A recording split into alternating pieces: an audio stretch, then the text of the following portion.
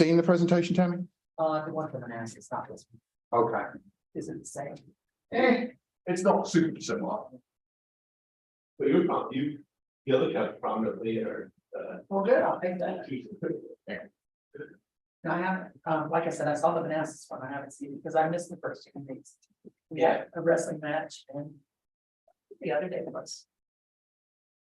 I have to say that's a uniquely, it's interesting to hear you talk about wrestling because my wife is from Central Illinois where they have hot and cold running wrestling. Everyone wrestles. That's just what people do there. And especially in her family, they have a lot of wrestlers in her family. And it's just not something that, one, I was ever exposed to in England. And also it doesn't seem to be something that on the East Coast is a big thing. It's growing in Virginia by leaps and bounds. Okay. His coach is actually from Indiana. There you go. See, There you go. corn-fed white boys. They love a little bit of wrestling. It's a big thing there. My coach, it's his second year wrestling. Excellent. He finished first in the camp. Wonderful. And he placed #2 in the state tournament a couple weeks ago. Yeah. And we got another tournament this weekend. So I'm not sure what I've got mixed up into. I mean, it's a sport that I personally have no desire to participate in, but it seems like extremely good for you, very healthy, keeps you fit for sure. It does a lot for you. And my son-in-law wrestled in all through high school and coached it also. But he until my grandson started wrestling, I didn't realize everything that it does for you. But it's very, very, very self-confidence building. Because even though it's a team sport, it's an individual sport at the same time, and you've got to go out there on that mat by yourself in front of all those people, and you've got to do your job. Yep. So it's very good for your self-confidence and that kind of thing. It's also very humbling. Oh, I can imagine. Because as good as you are, somewhere there's somebody that's gonna. Yeah, that's for sure. And you have to learn to be a good sport about it. You can't just, Right. like, we saw a little girl wrestle, like 13. And you have a daughter. She should not have been in the singlet. Yeah, so you do get that point, right? Far too provocative. Right. For this little girl to be in the singlet. Right. And she went out there and wrestled. She wrestled for first place. She made it to the championship round and wrestled for first place. And she's a spitfire, man. It took everything that boy had to be her. But I just don't think I would let my 12-year-old girl fumble around with the boy. And I guess that's probably also for that's like just about coming up to the last age where a girl could reasonably compete, right? Because the boys are going to start to just blow past you at some point. Yeah, they can be in high school, but then when they get to high school, it moves more towards girls' teams than boys. Yeah, right. They wrestle co-ed all the way through, like, because they start at 4 years old. Wow. Yeah. These kids start like wrestling camps and stuff at 4 years old. Yeah. It's a lifestyle, man. I mean, and certainly in my wife's family, it is a big thing of their lives. I've sat around many a phone where they're at state or nationals and they're live streaming it on the phone. I'm like, it looks like they're hugging. I can't see what's going on here. I don't know how anyone judges whether or not who's winning, but anyway. So yeah. So I'm gonna skip over a lot of this, Tammy, because these slides here are from Manassas. So I don't need to talk to you about what microtransit is and how we think it feels. Do it for YouTube? No, because that's not what this is, right? I think the things that are going to be of interest to you are certain points that I'll hit along the way, right? Because one thing we've really been trying to stress to people as we go through this process is how it isn't a cab, right? Because people have had certain expectations of the service in Manassas. And part of that's our own fault because we have said when we talk about it casually, it's an Uber-like service, it's a yellow cab-like service. So people have that familiarity, but it really isn't, right? And that's why we have a slide on this, that it is a corner-to-corner service, right? This is going to take you from roughly where you are to roughly where you want to go, right? But it's going to require you to walk both ends, right? It uses an algorithm in order to essentially optimize corner pickup, right? And that is not what a cab does. That's why this isn't a cab service, right? So this actually shows up pretty good on here. And I think I even have like an Arnold Schwarzenegger red dot here. Oh, it doesn't work on the TV, but that's annoying. But anyway, so you can essentially see the big blob there that is Dumfries, right? And then the tiny little one in the bottom right-hand corner that's the town of Quantico, right? So That's down 234 towards the Fortuna Shopping Center for the Is Target. that Fortuna? Yeah. Square, that's what I was thinking. Yeah. right. So when we did this at Quantico, right? And the trips that go on and off Quantico are all going to be you, right? And one of the major things that went down extremely well with them was the fact that now, because the zone is bigger, they'll be able to take a trip with you guys to Shoppers Food Warehouse or a trip with you guys directly to Target, whereas right now they can't do that. And they're like, that's fantastic. We really love this as an opportunity. And so that we did have to explain to them that if you're going on and off the base, it's going to 100% be with Yellow Cab, right? If you're taking a trip, let's say once you're already out of Quantico, and let's say you need to go from Shoppers Food Warehouse over to Walmart, that could conceivably not be Yellow Cab, right? That could be one of our vans, which you've seen pictures of, and I'll show pictures of later. But if you're going on and off the base, it's always going to be Yellow Cab, right? So your portion is particularly relevant for the public hearing that we just did, which is great because that's the one that was so well attended, right? Including the mayor of the town of Quantico was there, Mayor Brown, and then also a couple of their councilmen as well. So it was very well attended. Perrin, I don't know if you know this area better than I. I don't know if there are a couple of other points in this blue dot that you think are worth hitting to mention for Tammy that are particularly relevant. Yeah, the big spot, the big loop area is down to 34 from Route 1 all the way down into the Fortuna area. And then the other bigger area is just more of Dumfries and Triangle, the residential area that's picking up. But the northern end is still at the Walmart, and we just added in the western end on 234. The little blue dot. Is that water? I think that actually, yeah. Actually, I think that is water. Yeah, that's not part of the zone. That's just a map artifact. Yeah. But I think the important thing here to note with this is the same thing with the Manassas Park one, which is this is the proposed coverage zone, and it's a polygon that our planning team, Perrin and Joy, have put together, right? And it can and probably will be tweaked, right? As we see places that people are looking to go to that maybe for whatever reason just aren't quite in the zone, or places that are in the zone that people don't use, you can tweak that around, right? And that's the advantage to this type of service, right? And for anyone who may be listening on YouTube or looking at this retroactively, one thing I glossed over at the beginning because people in the room are already familiar, this is fundamentally different than fixed route transit, right? It is demand response, and that's where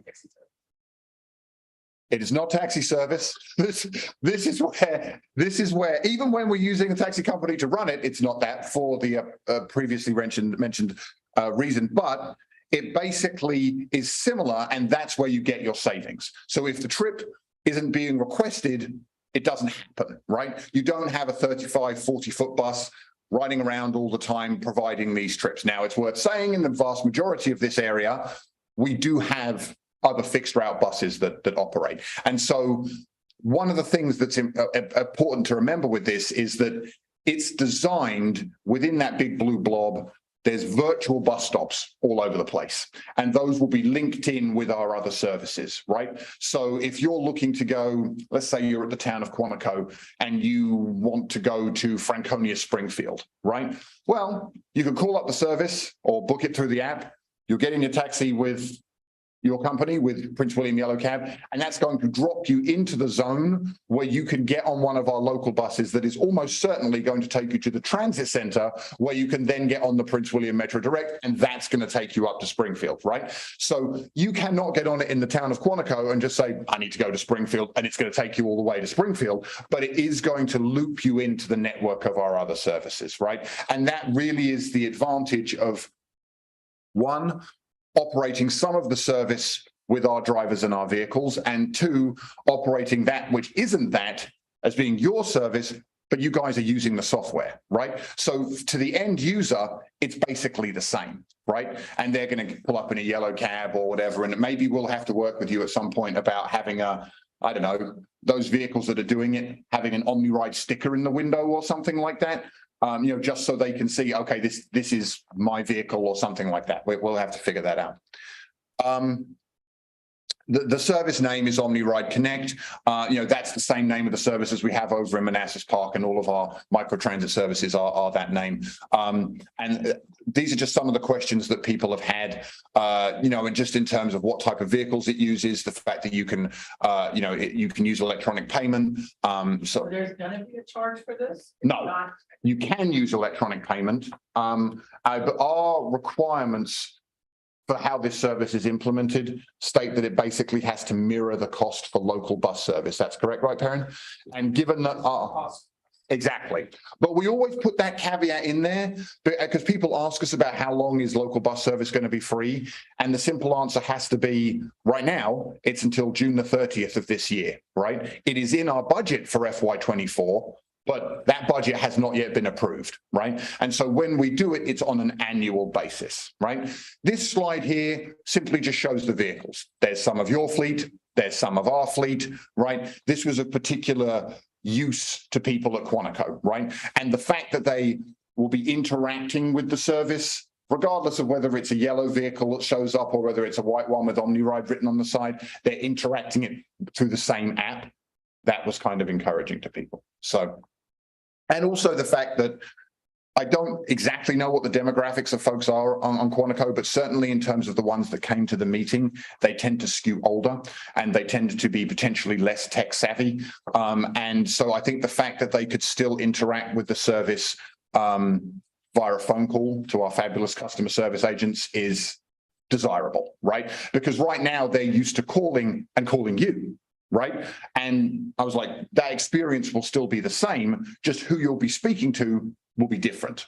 Right. But it's still US based, in most cases, Prince William County based people who know our routes and the service inside out, upside down and back to front. Again, specifically for the town of Quantico, this is obviously their shelter there. Right.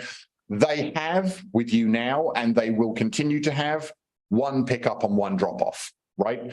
If you're in the town of Quantico, that's what you get, right? And they actually, we did that for a couple of reasons. One, because getting additional stops is quite challenging with the Marine Corps. And two, because they actually the mayor seemed to be in favor of a unified pickup spot, right? There is nothing that stops us in the software from having as many virtual bus stops as we want, right? But currently where the actual physical shelter is located in Quantico seems like a very good central point of aggregation. It's where your operators appear to be used to picking people up at. It's where people are used to coming to. So that seems like the most logical thing for us. There you have some information there specifically for Quantico in terms of the actual span of service, which basically matches what they currently have. And the last bullet point there is kind of perversely the most important as well, is that what we are out here doing today, what Perrin and I are here for, is to discuss a proposal. This is not something that is officially happening. It is going to be our recommendation to do this, but this is part of the outreach that we do in order to take it back to our board to do this. So when we would start this is going to be largely dependent upon when we can get it in front of the board, and then maybe even more importantly, when we could get the vehicles to actually operate service, right? The availability of those vehicles fluctuates somewhat. Basically, I think now, unless I'm incorrect, Perrin, it's essentially we call them, we want them, we've got them. Yeah. Right? That does change and has kind of hilariously changed over the course of the pandemic in terms of you need to wait 2 years or all the way down to you can have it 5 minutes ago, right? Like that seems to be where it just swings wildly. So if we don't, the vehicles are not physically in existence on an Omni Ride property, and if we were not able to get them in time for late spring, then it wouldn't start in late spring, right? But our expectation is that that will not be the case. So The app exists. Tammy, you know it exists because it exists for Manassas. I always encourage people to go out. They can download it if they want. You need to be careful what you look for, because there is another Omnitrans, which super helpfully uses the exact same color scheme as we do and is based out in California. And they also operate Rideco and operate a very similarly named service. So you do have to search for Omni Ride Mobility in the app. And you do have to kind of take it from there, but that's where it looks like you can download it. It wouldn't work right now unless you were in Manassas, right? But you certainly can download it and you can take a look at it. This shows you the capacity of the vehicles that we will be providing for the service. This does not necessarily mean yours, Tammy, okay? So you can change that. One of the main questions that we've had over this outreach is, can I book a seat for 2 people? Can I book a seat for 3 people, right? And the answer is yes, the app will allow you to do that. A couple of the vans, our vans, also have bike racks on them. So if you have a bike, you can make sure that you check that option, and then that van is going to be dispatched to you that has that. And that's selectable with all of the options that exist there in the vehicle. And somehow this is not scaled well on this screen, so I apologize for it cutting a little bit of the top off there. But again, the first point there about the real-time walking directions, that's all built on the fact that it's that corner-to-corner service. You looking for the public hearing, ma'am? Yes. You're in the right place. Yes, absolutely. So this is much more of a kind of, I know what you call it, just like an informal process. Okay. And so we weren't really going to do the presentation, but we just kind of launched into it because only Tammy was here. But when I wrap up, we'll just talk to you back and forth about whatever questions or anything like that you have, okay? So again, you have the live vehicle tracking and the real-time arrival notifications. And Tammy, that would apply not just to our vehicles, but also to your vehicles as well, because they would be using the app, so they're within the ecosystem.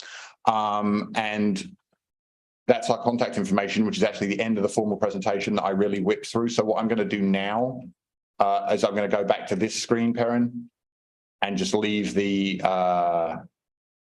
blob up there.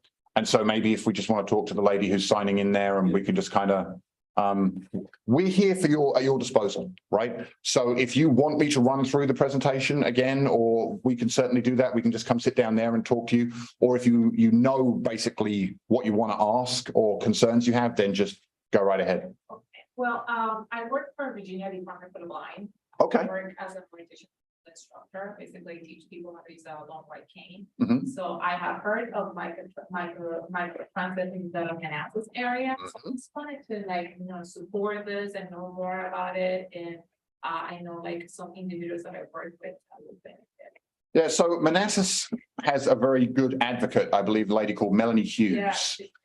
And she works with Perrin a lot on these types of things. So maybe Perrin, you can speak more directly about exactly how people who are visually impaired can access the service. But we have been working with Melanie. I think we had one issue at the start. Okay. What we did in Manassas, we had a very long ramp-up period, because in Manassas, it was not a service ad. It was a replacement of the Manassas Park Route 68, which was not performing well, right? And so we were removing a service and replacing it. This area is a much more, good news story in the sense that it's a service addition, right? We're not removing anything to do this. We're only enhancing stuff.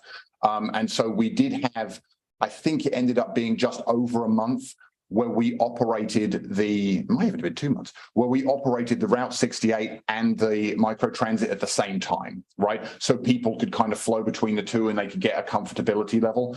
And then basically right at the end of January 30th, we took away the Route 68 and it's been operating independently for a month and a bit now. And so a lot of that was to try and iron out some of the kinks that you can get into, where especially with just regular people, but then also when you're dealing with the visually impaired. And so I think we've made some strides there. Is that fair, Karen? Melanie's been really great at communicating the good and the bad, what we can work on, and when we select these spots, we pick, there is a corner to corner service, so we may not take people directly to the places they're going to, but in the app directions, it is explicit with how to get to that location or how to get from it. So especially somebody who may have trouble seeing it, at least they can verbally hear it through their phone, turn left here or go down here.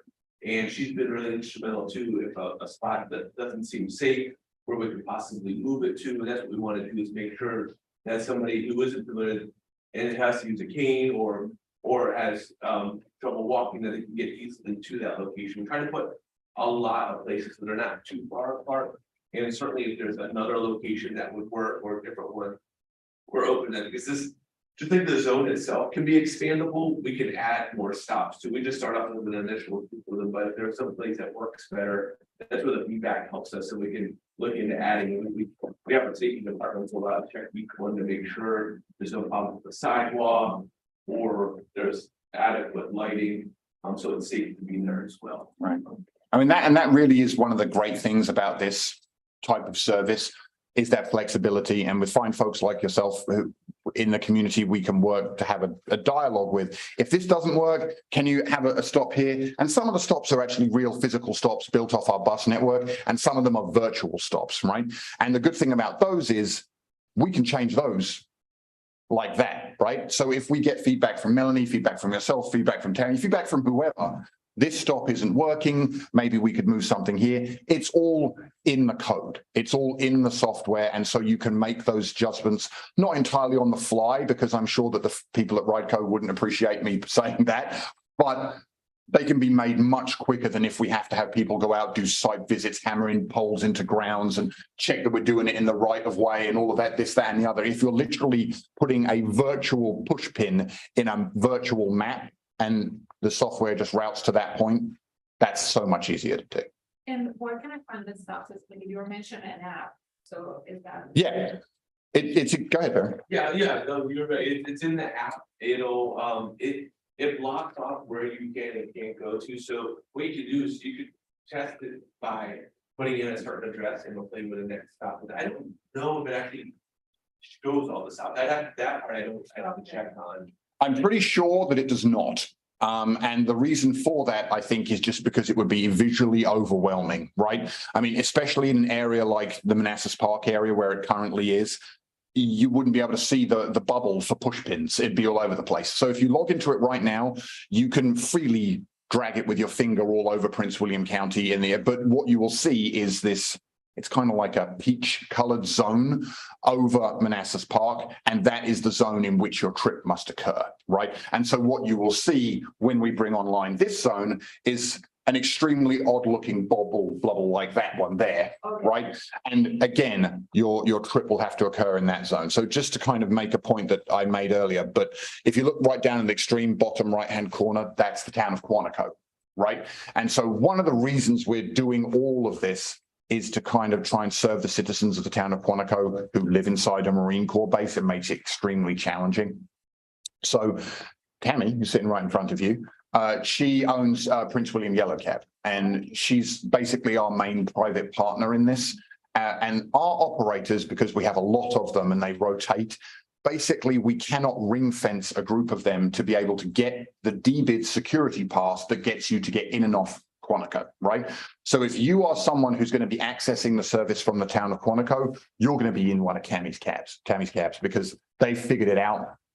They're able to marshal their folks, get it done, and they're going to be, you'll still interact with it through our app, just like you would with any of our other stuff.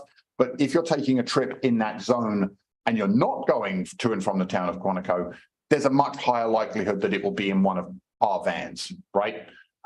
So that's just kind of how the service is different. So like if you're going from the town of Quantico to the Target, like off 234, that's going to be in a yellow cab, right? Because you're going on and off the base. But if once you get to the Target, you need to go to Walmart, neither of those two places are on the base, right? So you can use any of the vehicles that we have available, which will include Tammy's vehicles, but will also include our vehicles as well, right?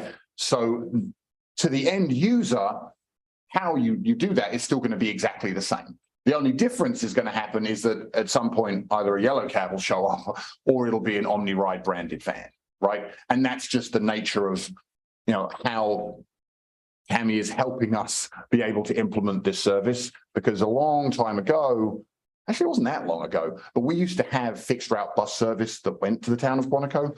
And then when they really increased their security, that no longer became possible. And so we've kind of had something that's been kind of cobbled together to still continue to serve those folks. And this is a way of expanding that, right? And bringing it more into the Omni Ride fold. So it's been great to work with Tammy on that. But what other questions do you have? What is the name of the app? Okay, so I believe it's called Omni Ride Mobility. I have an actual picture of it later on here. Oh, there it is. I'm probably going to go right past it because it's lagging. There we are. Let's see if I can go back. No, no going back. Oh, there. Hey. All right. So Omni Ride Mobility, right? So you'll find that in the Apple Store, the Android Store, or if you need to, you can still interact with the service through a web portal or by calling our phone number, by calling our customer service department, right? Now, the system is designed to work best with someone who's accessing it through a phone, right? And a lot of the really joyous features of it, you lose if you aren't doing that, i.e. live walking directions and live ETA and vehicle tracking, right? Now, some of those things potentially people who are visually impaired wouldn't be able to avail themselves of anyway, right? But if you're booking the trip over the phone, they will tell you, our customer service agents who are booking the trip for you will say, okay, it's actually going to come to the corner of Frank and James Street and you just need to go this way and then you stand there, that type of thing. So your app won't take that phone call. Your app won't take that phone call and put it in a system that can then be accessed by the app? So I believe the way it works is simply you would call our customer service agents, right? And they basically are then, they're proxying for you, right? So they are simply putting it into the system, right? Okay, so our system is built on phone numbers. Right. Our database is built on phone numbers. So if you call from PRTC and tell me that you want a cab for Aaron and his phone number is blah, blah, blah, we put his phone number in, he can then see the information on his app, regardless of who puts it in. That's what I'm asking. See, that we could potentially do that, but I don't think that it's currently set up to work off there being any phone call, right? So like your operators have the app on the tablet in their vehicle, right? And that trip, because it's just being put in by someone in our customer service department, is just going to show up on that tablet, right? Like they won't be calling Yellow Cab at all. Is my understanding as to how that's going to will play out. I'm using Yellow Cab as an example. I was explaining how ours works. If you have my mobile app, right, as a customer, right, if you called, Karen has my mobile app, excuse me. If you call from PRTC and set a trip up for Karen under his phone number, he's going to be able to see the tracking on my app. Yes. And that would be the case with ours, but that might not be the case if you're visually impaired, right? Like you couldn't see it. Yeah, the trip will show up on the app. Yes. Who books it, whether you book it yourself through the app or a customer service agent, it will show up. Once it's booked. On your app. Yes. Okay. Yes. So you create an account with the app? Yeah. Okay. Yep. Is the app compatible with going over? Yes. Okay. Yeah. So, and also because of where it is, it also is has a lot of localization options. Like if you needed to be able to have the app in Spanish or in Portuguese or anything like that, it's also compatible. It has that compatibility through the inherent compatibility that you get through the Android and Apple Store.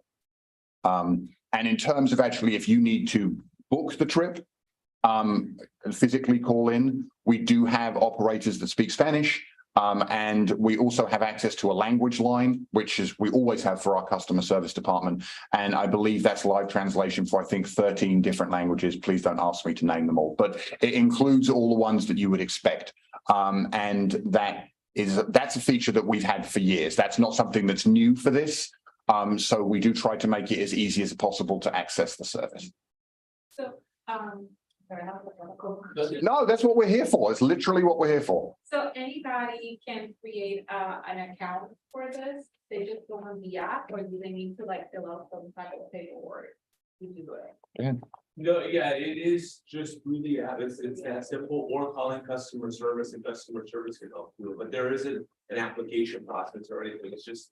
Like you would for any other app for booking a hotel or, you know, Okay. Expedia, you just set up your account that way you're in the system. Right, and When you do deviation, have like create an account. Yeah, if they have a deviation, they would have to set up a separate account in the app. It doesn't just flow directly into it, so they would have to do that in the mobility app. Okay. Yeah. Will the deviation option still be working? Okay. Yes, yeah, right now, until such time that we were to either create a separate paratransit pick route system, or the deviation system is still there. We're not replacing or doing away with anything. That'll still operate the same way. You could even use both in conjunction. You could do the Omni Connect for part of the trip, and then use the pick route deviation for another part, especially if it's outside of the zone there. They can use them with each other.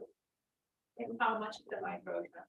It's best price. It's free. It is free. So it's free to the end user, right? Obviously, it has a cost that is associated with it. But our rules and regs require us to charge the same for this as we do for our local bus service, right? And our local bus service is currently free and has been for 2, maybe 3 years at this point. And so our budget cycle is an annual one through June 30th. And so when people ask us how long is it going to be free for, we can't commit for a long period of time because we do it on an annual basis, but it is the organization's belief that in somewhat of mobility as a service, right? So that it should be free to the end user. There's always the possibility that from a budgetary perspective, that doesn't become possible in the future or something like that, but it's something that we believe in. And so it will mirror that cost. And so for now, it is going to be free. I believe it would be a couple of dollars, something like that, if it was paying the regular local fare. So still not eye-watering, but at the current time it will be free, yeah.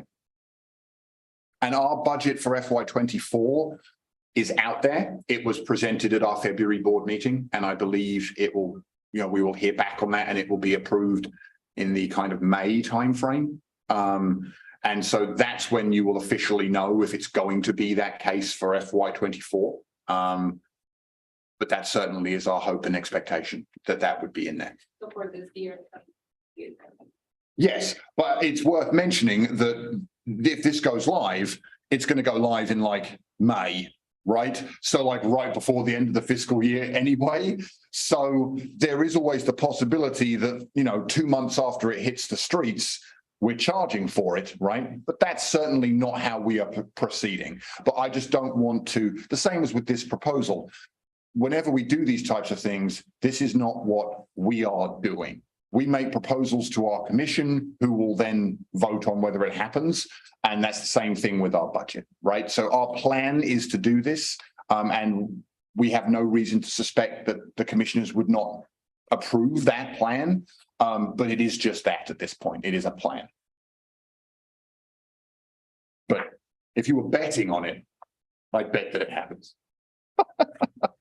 So this might start working, that the projected date that it might start working May. Yeah, so again, we have to go back to our board, which I think we would probably try and do at the April board meeting. Is that right, Perrin? Which I think is basically like, it's in that first week of April, first Thursday of the month. And we would go back to our board to ask permission to do this. Let's assume that they say yes, right? We then have the cover to work with Sunny Merriman, who is our state contract vehicle provider, to be able to procure the vehicles, to be able to provide somewhat of the service. Because whilst we are leaning on Tammy and the fine folks at Prince William Yellow Cab for a portion of the service, there is a portion of it that is provided by us, and it will require us to purchase two more minivans. And that is dependent upon that board approval, right? So assuming that they give it to us in April and that they're still as available as they are right now, we get them, bring them in, put all the camera stuff in them, get them all liveried up, and they would be ready for service in May, right?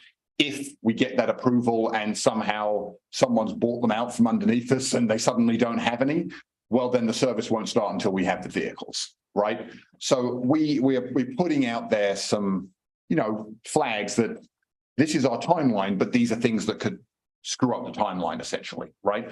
But definitely the May timeframe, probably closer to the end rather than the beginning, is what we're looking at right now. That seems reasonable for the timeline based on procuring vehicles and getting them ready to go. How can I know when it starts? Will that mean to be booked? Yes, we'll have. It'll be in a lot of places, I'd imagine. Yeah, we'll have a big server change now, so because it's probably gonna be conjunction with other changes that we're doing in the system. So it'll be part of it, but I'll have to make sure to reach out to you directly and Melanie to let you know specifically for that. And if Perrin hasn't already given you our business cards, we have them up front. So Tammy knows who I am, and who Perrin is, but Perrin is our director of operations and planning. So he's our head planner.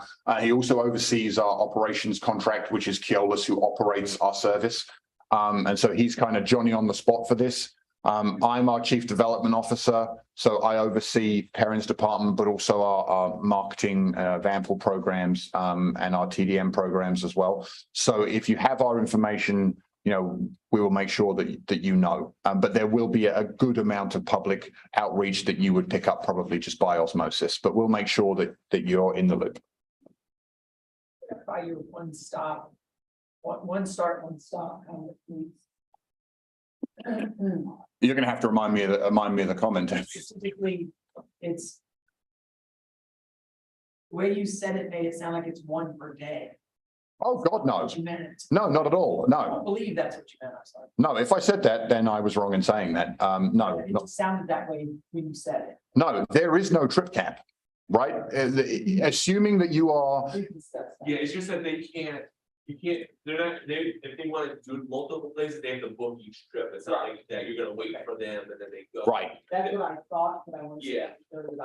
Say. Yeah, go take 10 trips, have at it, it'll just matter, depending on when the vehicle will come there. Right. Get them. And if that's actually one of the main things that we have learned from rolling this out in Manassas, right, is that because this system, and you know this because you already use your own app, but there's a lot that happens because of the algorithm. It's plotting who's getting in with you, where it's going, how it can be most efficient, this, that, and the other. And the quickest way to torpedo that is if an operator doesn't immediately go to do a job that they've just accepted, right? Because that's going to mean the time that you've quoted to the passenger is now incorrect, right? I apologize for that. I should have put that on mute. Is not going to be able to be picked up in the right time, right? Or if they get there and the person's like, oh, can you wait for me for 5-10 minutes? And they do, that's also a problem, right? And if you get to a stop-off point, oh, well, can we just go also to this place as well? No, because then the trip isn't ending where you said it was going to end, which confuses the app and also has negative downstream consequences for other people who are looking to use the service, right? So that's certainly something that we've tried to iron out the creases with and have been very successful in doing so. So it improves the passenger experience. And the whole goal with all of this has been to provide, you know, you're looking to try and provide people service from when they book it in that 15 to 30-minute window, right? Which for a lot of folks around here is a significant improvement in the transit frequency that they currently have. Certainly over in Manassas, where it was like there was 90 minutes, right? And so if you're able to get someone something in 30 minutes, then they're doing cartwheels for you. And the way that works is by just making sure that we optimize the service, right? And that's by the operators doing what they're supposed to do and the passengers using the service in the way that it's intended to be delivered. So there's an education part on in both places, but we have definitely learned a lot from doing it in Manassas. Loudoun County also operates Rideco, and Rideco is operated in many parts of the United States as well. So it's not like we were just some guinea pig for people trying to figure it out. It's been very well implemented and very, very successful so far. So we're excited to bring it to market. But yeah, I apologize, Tammy, if my comment made it sound like you could only take one trip a day. Yeah, I was just clarifying. Yeah. That's kind of how it sounded. Okay, well, I did wrong there. So people can book a trip And it can happen within 15 or 20 minutes. It doesn't need to be like a day in advance or. No. days. It's meant to be that day, so people think, oh, I need to go to the pharmacy, then you book a trip and it'll be whatever time it is based on when the vehicle driver's accepting the ride and get there. So it could be as little, 15, 20 minutes, it could be a little longer if it's really busy or there's a lot of traffic, but somewhere in that range. Okay. Right. And what will invariably happen when we first start this, especially because it's an add-on service, is we'll be figuring out how many vehicles we need to have out there, right? Because if they tend to use this, and when I say they, I mean Ryco, they use this like 15 to 30 minute window as like the gold standard for how many vehicles they need to have in service, right? And so if you're able to service that with one vehicle, well, then you only have one vehicle out there. Once you start getting to 45, 50 minutes on the regular, we need to put a second vehicle into service in order to bring those times down. So that's kind of like, that's the fixed point that they're trying to guarantee, right? This is also worth saying is that, because this was raised by a gentleman who actually did drive for Uber at Quantico. His question was about scalability, right? How does this program scale? It's a good question. Flat out, microtransit doesn't scale fantastically, right? You know what does scale fantastically? Fixed route bus service, right? So with microtransit, if you suddenly have huge avalanches of people wanting to use it, the sheer amount of small vehicles that you have to have running around all over the place becomes extremely non-cost and non-time effective, right? So this is a solution where we're hoping to use it down the line to put out in areas maybe where we don't have service to see, would bus service work here, right? And it's like a gateway potentially to doing a fixed route bus service, right? Because there is that question of scalability that fundamentally exists for microtransit, right? OmniRide is a bus company. We do buses, right? This is an offshoot of that. We're not OmniRide, the microtransit company that occasionally does buses, right? So we are always looking at ways that we can implement this. And I think what we'll see down the line is that this will be a way of exploring new service areas. And if they're extremely successful, we would maybe look at converting them to a fixed route bus, because microtransit, when you add all those lots and lots of people in there, it does become cost prohibitive quite quickly, right? But for right sizing a service, like you did in Manassas Park, right, where you've got like 2-3 passengers an hour passenger load or something like that, that's massively inefficient for fixed route bus service. And so therefore it makes just far and away better sense to do a microtransit zone there. So it's meant to be another tool in our toolkit. And that's kind of how we're setting up. Looking at my own interest, Mm-hmm. will we be doing those things also? If you can handle it, Yeah, that would be the expectation is that, not just one for sure. yeah. Yeah, I mean, and that's so just. It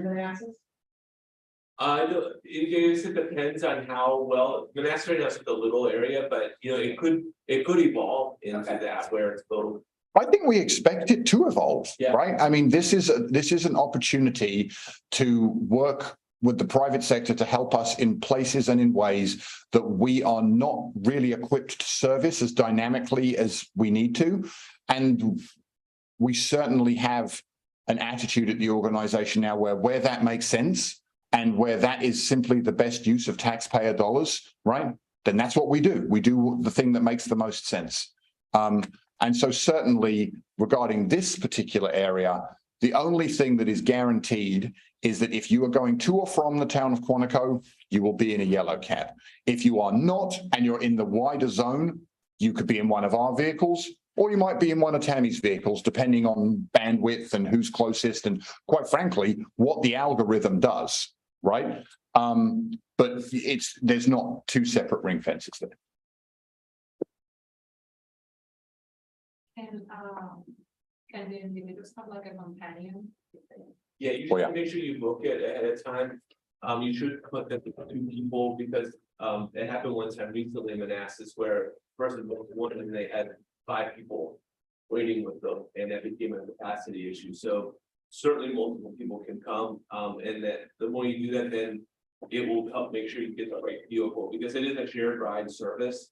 So if there's already 3 people in there and you say one, well, there's room for one, but if you say that if there's three people, there may not be room for everybody in there, so it needs to know that and have absolutely a companion, friend, whoever it is. Right.